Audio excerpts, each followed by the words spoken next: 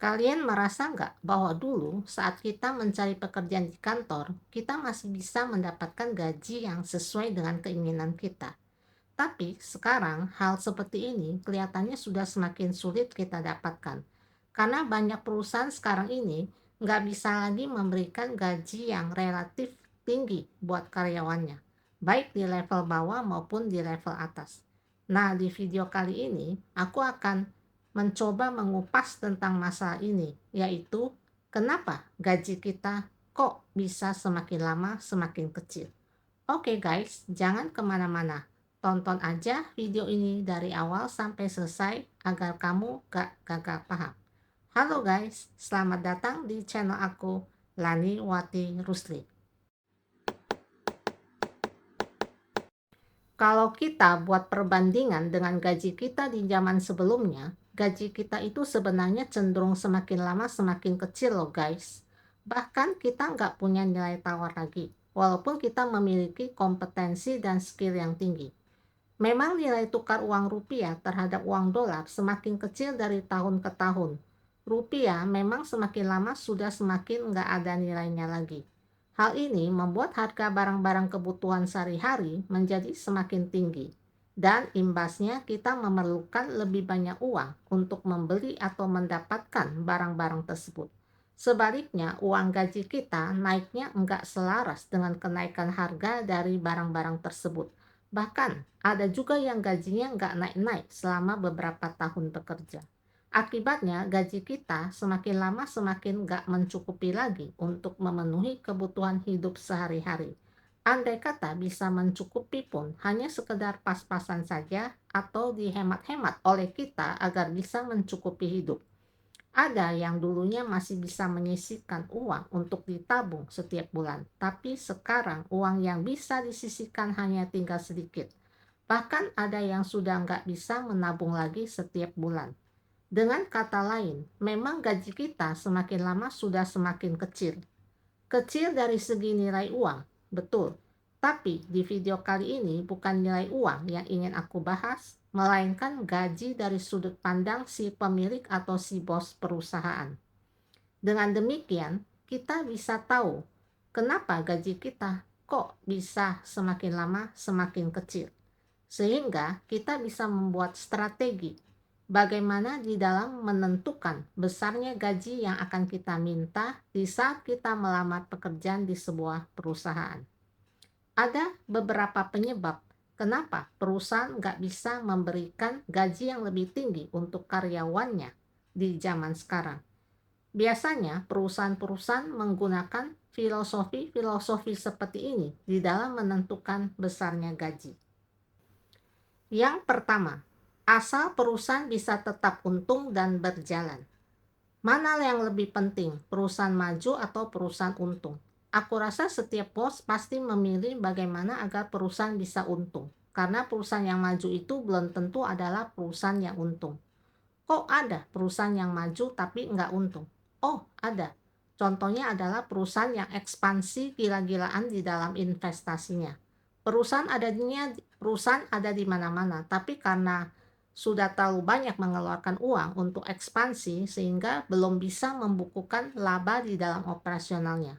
Sekarang ini bisnis itu memang lebih susah dibandingkan dengan di zaman dulu. Ini membuat banyak perusahaan di zaman sekarang lebih konservatif di dalam berbisnis. Para bos ini lebih berhemat dan berhati-hati di dalam mengelola perusahaannya. Mereka menjalankan filosofi seperti ini. Yang penting perusahaan masih tetap untung dan bisa berjalan, itu sudah bagus. Ini bukan berarti si bos-bos ini nggak mau perusahaannya maju. Bukan. Bagi mereka, perusahaan maju itu merupakan strategi jangka panjang, bukan strategi jangka pendek. Yang penting perusahaannya bisa berjalan, bisa mendatangkan profit setiap tahun, itu dulu target jangka pendeknya. Yang kedua, mencari karyawan yang bisa bekerja, nggak perlu yang pintar. Filosofi ini masih berkaitan dengan filosofi yang pertama di atas. Yang penting perusahaan bisa berjalan. Nah, jadi para bos ini merasa nggak perlu untuk mencari karyawan yang pintar.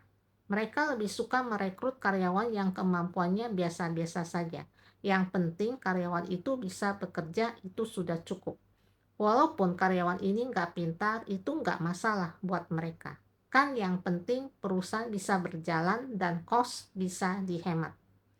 Karena merekrut karyawan yang pintar itu, tentu mereka harus membayar gaji yang lebih tinggi. Karena orang yang pintar biasanya nggak mau digaji rendah. Jadi nggak heran kalau karyawan seperti ini berbuat kesalahan, hal ini akan ditoleransi oleh mereka. Tapi lain halnya jika kita pintar dan gaji kita tinggi, kalau kita melakukan kesalahan, toleransinya bisa saja nggak ada. Jadi kita harus berhati-hati. Yang ketiga, yang mencari kerja banyak, tapi lapangan kerja cuma sedikit. Faktor ini juga ikut memicu kenapa gaji kita semakin lama semakin kecil. Jadi hal ini dimanfaatkan oleh para bos di dalam menentukan besar kecilnya gaji yang akan diberikan kepada karyawannya. Di dalam pikiran bos-bos ini, gaji kecil saja ada yang mau terima. Lah buat apa? Saya harus menggaji karyawan tinggi-tinggi. Masih banyak kok yang mau menerima gaji segitu. Nah, kenapa masih banyak orang yang mau digaji kecil? Itu karena mereka susah mencari pekerjaan dan mereka ingin cepat-cepat memiliki penghasilan. Yang keempat, perkembangan teknologi membuat sejumlah bisnis tertentu bangkrut. Kalau di zaman dulu, para bos nggak perlu khawatir akan hal ini, tapi tidak bagi para bos di zaman sekarang. Sekarang, orang-orang menggunakan internet di dalam bekerja, berbisnis, dan melakukan berbagai macam pekerjaan. Hal ini membuat sejumlah bisnis tertentu mengalami kebangkrutan. Sebut saja antara lain perusahaan media cetak dan toko-toko retail. Karena konsumen banyak yang beralih ke media online dan berbelanja di marketplace secara online. Perkembangan ini cukup membuat para bos ini ketar-ketir. Walaupun bisnis mereka bukan di bidang seperti ini, tapi mereka tetap was-was kalau bisnis mereka juga akan terkena dampak di masa mendatang. Jadi, para bos ini berusaha mengetatkan cash flow keuangan perusahaan untuk tidak mengeluarkan biaya yang tidak benar-benar diperlukan. Salah satunya adalah pengetatan di dalam hal penggajian, karena gaji adalah biaya tetap yang nominalnya paling besar di dalam biaya perusahaan. Yang kelima, AI bisa menggantikan tenaga manusia. Ini merupakan ancaman baru terhadap pekerjaan manusia. Setahun terakhir ini, orang-orang sudah ramai-ramai memberitakan bahwa AI bisa membantu manusia di dalam berbagai hal dan pekerjaan. AI bahkan bisa menggantikan tenaga manusia. Sekarang sih belum begitu terasa, tapi mungkin beberapa tahun mendatang ancaman AI ini akan benar-benar semakin nyata. Kalau banyak hal bisa dilakukan hanya dengan AI saja, ini berarti tenaga manusia akan semakin sedikit dipakai di masa depan, karena pekerjaan manusia bisa digantikan oleh AI. Jadi bagi orang-orang yang nggak bisa mengikuti perkembangan zaman dan teknologi, yang juga nggak pernah mau belajar tentang teknologi terbaru, mereka-mereka inilah yang mungkin akan pertama-tama tersingkir dari arena. Orang-orang seperti inilah yang bakalan kehilangan pekerjaan, karena para bos mungkin akan lebih suka memakai AI karena lebih mudah dan lebih praktis di dalam bekerja. Bos-bos ini mungkin nggak perlu lagi mempekerjakan banyak karyawan. Paling-paling dia hanya akan menggaji seorang karyawan yang paham tentang AI untuk melakukan pekerjaan di dalam kantor. Jadi si bos ini pasti akan lebih menghemat gaji karena nggak perlu lagi harus menggaji banyak karyawan. Jadi di sini bukan saja gaji kita bakal dikurangi, bahkan bisa saja kita akan kehilangan gaji karena pekerjaan kita telah diambil alih oleh AI. Jadi para karyawan harus waspada terhadap fenomena AI ini di tahun-tahun mendatang. Yang keenam, pasaran gaji dirusak oleh si pencari kerja sendiri. Biasanya si pencari kerja model begini adalah orang yang nggak memiliki kemampuan dan yang nggak bisa menghargai diri sendiri. Mereka ini biasanya mau digaji berapa saja asal bisa diterima bekerja. Sudah tentu perusahaan senang menerima karyawan seperti ini yang mau digaji berapapun. Karena banyak yang melakukan hal seperti ini, akhirnya pasaran gaji pun dirusak oleh orang-orang seperti ini. Sehingga perusahaan pun menetapkan gaji sebesar ini sebagai standar di dalam menerima karyawan baru. Tidak melihat lagi kemampuan dan keahlian dari si karyawan. Jadi baik si pintar ataupun si bodoh, siapapun bisa diterima asal mau menerima gaji sebesar ini. Tentu saja hal ini sangat merugikan orang-orang yang memiliki skill dan kemampuan. Tidak jarang ada juga yang terpaksa harus menerima gaji sebesar ini karena mereka sangat membutuhkan pekerjaan atau lagi kepepet. Sudah tentu hal ini sangat merugikan karena orang-orang yang memiliki kemampuan nggak bisa lagi bersaing secara wajar dengan para karyawan yang bodoh itu. Persaingan kerja akhirnya menjadi nggak sehat. Sudah pasti kita nggak bisa lagi mengharapkan profesionalisme di dalam kondisi seperti ini. Nah, ini juga salah satu sebab kenapa gaji kita semakin lama semakin kecil. Tapi hal ini merupakan sebuah pilihan bagi kita. Maukah kita menerima keadaan seperti ini? Bagi yang nggak mau menerima, kita tentu harus mencari lagi pekerjaan di tempat yang lain sampai kita berhasil mendapatkan gaji yang kita inginkan. Nah, hal ini tentu saja membutuhkan waktu yang lebih lama. Masalahnya adalah bersediakah kita untuk menunggu? Banyak dari kita yang terpaksa harus menerima gaji yang lebih kecil daripada menganggur, karena mencari pekerjaan itu sangatlah susah. Ironis memang, begitulah fakta yang terjadi sekarang di lapangan. Persaingan sudah seperti ini. Yang nggak banyak memilih biasanya akan lebih mudah mendapatkan pekerjaan, dan yang banyak memilih akan lebih lama menganggur. Lalu solusinya bagaimana bila kita menghadapi keadaan seperti ini?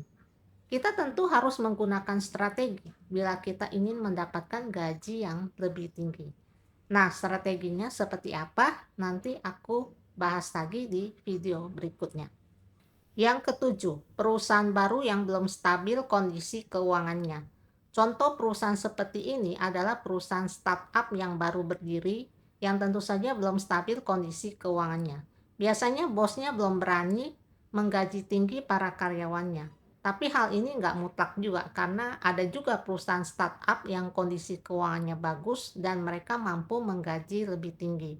Biasanya si bos ini ingin perusahaannya lebih cepat maju. Jadi ia berani berinvestasi di dalam hal sumber daya manusia. Nah, tipe bos seperti ini biasanya adalah bos-bos muda yang berani, pintar, dan visioner. Aku bilang nggak mutlak karena banyak juga perusahaan-perusahaan besar yang menggaji kecil para karyawannya. Jadi nggak semua perusahaan mengadopsi filosofi seperti ini. Yang kedelapan, kinerja keuangan perusahaan menurun. Nah, indikator dari hal ini bisa dilihat dari laporan keuangan perusahaan. Biasanya ditandai dengan biaya operasional yang terus meningkat, tapi pendapatan perusahaan yang terus menurun yang berdampak pada penurunan dari laba atau profit perusahaan. Jadi, untuk mengantisipasi agar profit tidak semakin menurun, biasanya si bos akan berusaha sebisa mungkin menekan gaji karyawannya dan tidak menggaji terlalu tinggi. Yang kesembilan, perusahaan mampu tapi bosnya pelit. Biasanya kinerja perusahaan seperti ini bagus. Setiap tahun bisa menghasilkan profit yang tinggi. Bisa dikata termasuk perusahaan yang maju. Tapi sayangnya bosnya sangatlah pelit. Perusahaan seperti ini belum tentu setiap tahun bisa naik gaji. Si bos biasanya kurang peduli sama karyawannya. Biar setiap tahun keuntungan perusahaan selalu meningkat, tapi karyawannya tetap digaji kecil. Nah, banyak sekali di luaran perusahaan yang seperti ini. Kita nggak beruntung kalau bekerja di perusahaan yang seperti ini. Sudah gajinya kecil, naik gajinya juga susah. Tapi pilihan tetap berada di tangan kita sendiri. Mau pindah atau bertahan, hanya kita yang bisa memutuskan. Inilah teman-teman 9 faktor kenapa perusahaan gak bisa menggaji tinggi para karyawannya dan kenapa gaji kita semakin lama semakin kecil. Oke guys, sekian dulu pembahasan materi ini sampai di sini. Semoga teman-teman bisa menarik manfaat dari video ini. Terima kasih sudah menonton dan sampai jumpa lagi di video berikutnya. Salam.